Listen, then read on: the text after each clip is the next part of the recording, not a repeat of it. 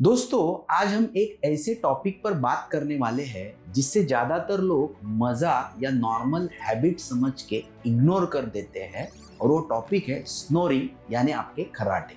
लोग बोलते हैं, अरे डॉक्टर सिर्फ खर्राटे ही तो लेते हैं, थक गए होंगे इसलिए स्नोरिंग होती है। लेकिन सच ये है कि हर स्नोरिंग हार्मलेस नहीं होती और कुछ केसेस में स्नोरिंग एक सीरियस प्रॉब्लम का साइन होती है जिससे हम कहते हैं स्लीप एपनिया, जो डायरेक्टली हार्ट डिसीज को लिंक होती है। सबसे पहले समझते हैं स्लीप एपनिया एक्चुअली होता क्या है। स्लीप एपनिया का मतलब होता है कि सोते वक्त सांस बार बार रुकना, कभी 10 सेकेंड, कभी 20 सेकेंड, कभी उससे भी ज्यादा।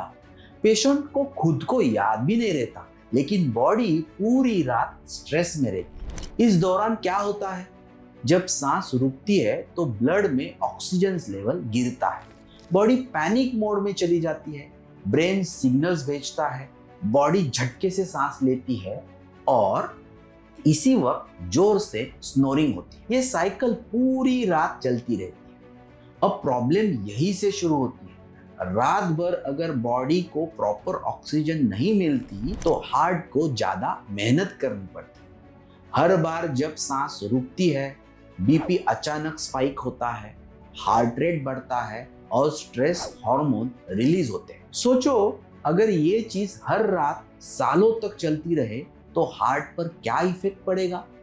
इसीलिए स्लीप एपनिया को साइलेंट हार्ट किलर भी कहा जाता है। ये directly high blood pressure, heart attack, irregular heart beat और हार्ट फेलियर के रिस्क को बढ़ा देता है। अब एक और डेंजरस बात समझिए, स्लीप एपनिया वाले लोग सुबह उठ के बोलते हैं, डॉक्टर पूरी रात सोया फिर भी थकान लग रही है, दिन में नींद आती रहती है, सुबह हेडेक होता है।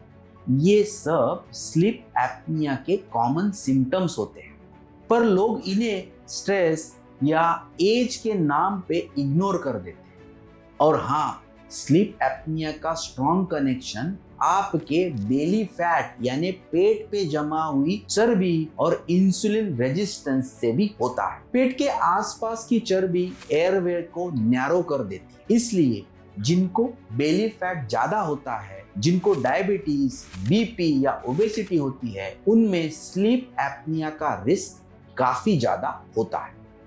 इसलिए कई बार ऐसे होता है कि बीपी कंट्रोल में नहीं आ रहा, शुगर मेडिसिन के बावजूद भी फ्लक्चुएट हो रही है। असली रीजन होता है अनट्रीटेड स्लीप एपनिया। अब सवाल ये आता है कि इस स्नोरिंग को कब सीरियसली लेना चाहिए। अगर स्नोरिंग के साथ साथ रात को सांस रुकती हो, जोर से झटके आते हो, सुबह फ्रेश फील ना होता हो, दिन में नींद आती हो या ब्लड प्रेशर और शुगर कंट्रोल में नहीं आ रही हो, तो स्नोरिंग को लाइटली बिल्कुल मत लो। स्लीप एपनिया का डायग्नोसिस एक टेस्ट से होती है जिसे स्लीप स्टडी कहते हैं।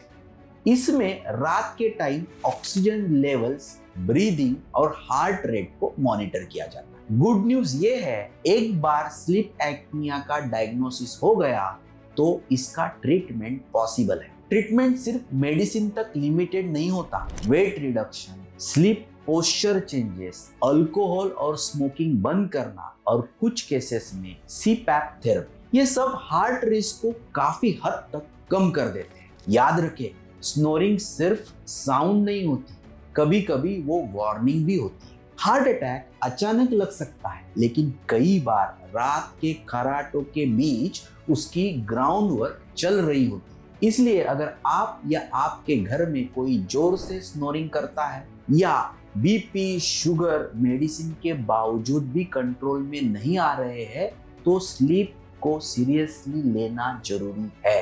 अगर आपको ये अवेयरनेस इंपॉर्टेंट लगी हो तो इस वीडियो को लाइक कीजिए। स्नोरिंग, स्लीप या हार्ट से रिलेटेड कोई डाउट हो तो कमेंट में जरूर पूछिए। और ऐसे ही real life saving health content के लिए चैनल को सब्सक्राइब करना ना भूलें। धन्यवाद।